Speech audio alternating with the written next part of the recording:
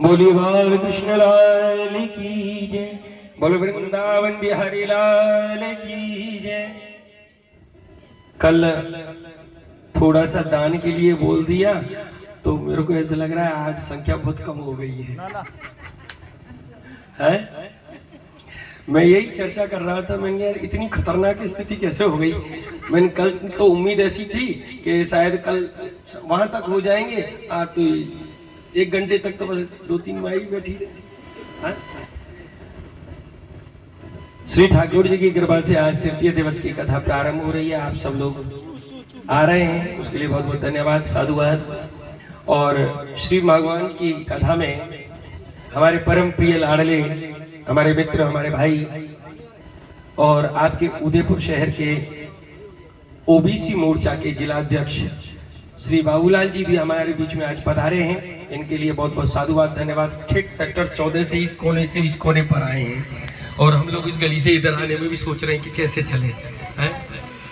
तो मैं हमारे जो गोविंद जी भाई साहब हैं हमारे मंडल के और जो व्यवस्थाओं को संभालते हैं, मैं चाहूंगा कि बाबूलाल जी का एक बार मालार्पण करके स्वागत किया जाए, क्योंकि इस क्षेत्र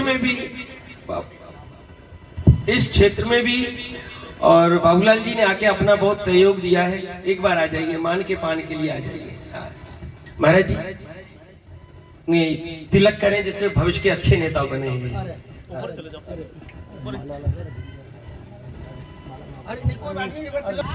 हाँ, ये भगवान की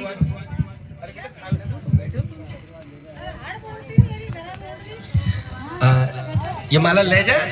अरे मामा शर्म कर लो। बोले श्री बाल कृष्ण लाल की जय। ओम श्री वक्षस्वमायुष्यमारोग्यमावदाक्षो भवानं मय्यते धनम धान्यम पशुम पशुलाभम सत्संवत्सरम दीर्घमायु। कहते हैं प्यासे को पानी कितनी भी दूर हो क्यों ना हो, कुआं प्यासा पहुंच ही जाता है अपनी प्यास बुझाने के लिए। ऐसे ही जो धर्म के प्रेमी हो वो चाहे कितनी भी दूर क्यों हो ना हो, लेकिन जिसको सत्संग की चाह है, भगवान के प्रेम की चाह है, उसे बस खबर पड़ जाए तो वो स्वतः ही पहुंच जाते हैं। तो ऐसे जैसे पहले दिन जैसे वो माई आई थी आलोक स्कूल से सत्यनारायण की कथा सुन करके, ऐसे ही आज श्री बाबूलाल जी आए। मुझे बड़ा प्रसन्नता इस बात की होती है कि हम सत्संग के श्री ठाकुर जी की कथा में बाबूलाल जी की ओर से 1000 रुपए का सहयोग, बहुत बहुत साधुवाद, धन्यवाद।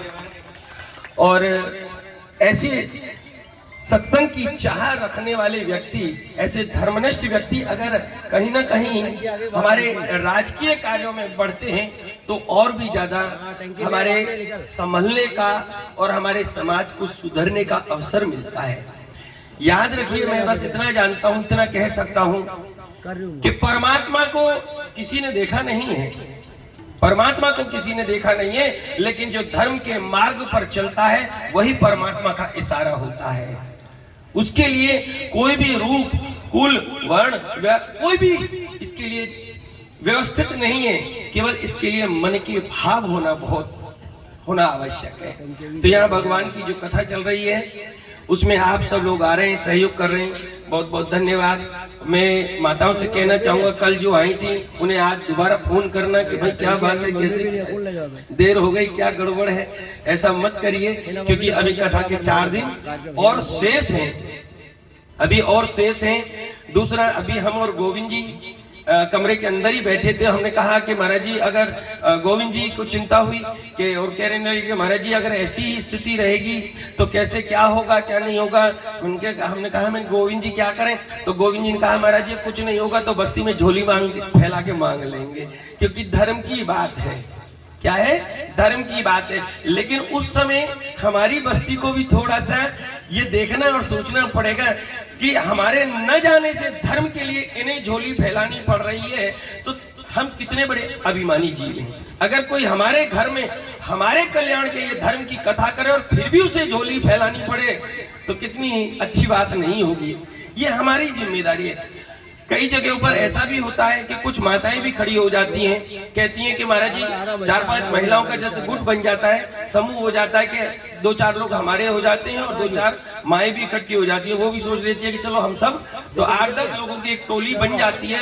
उसके बाद में भी सहयोग की राशि इकट्ठा कर ली जाती है और उससे धर्म का काम चलता है। क्योंकि पहले किसी ने सहयोग किया था, उस धन को हमने यहाँ खर्च करते हैं, यहाँ कथा होती है। यहाँ से जो सहयोग आएगा वो आगे जा करके होगा, फिर आगे से आगे चलता ही रहता है। क्योंकि एक व्यक्ति में इतनी सामर्थ्यता नहीं होती कि हर महीने में 2 या 3 बार लाखों रुपए का खर्चा कर सके। बड़े बड़े करोड़पति भी महीने में 3-3, 4-4 कथाएं नहीं कर सकते। लेकिन जब सहयोग होता है कि एक देता है तो दूसरा आगे जाता है, दूसरा देता है तो तीसरा आगे चला जाता है। तो मैं ज्यादा नहीं कहूंगा, बस इसी बात को कहकर अपनी वाणी को विश्राम दूंगा। और एक छोटी सी कथा गोविंद भैया आप लोगों को आपकी यहाँ की भाषा में सुनाएंगे, उसका आप आनंद लीजिएगा। महाराज जी 10 मिनट गोविंद जी को दीजिएगा।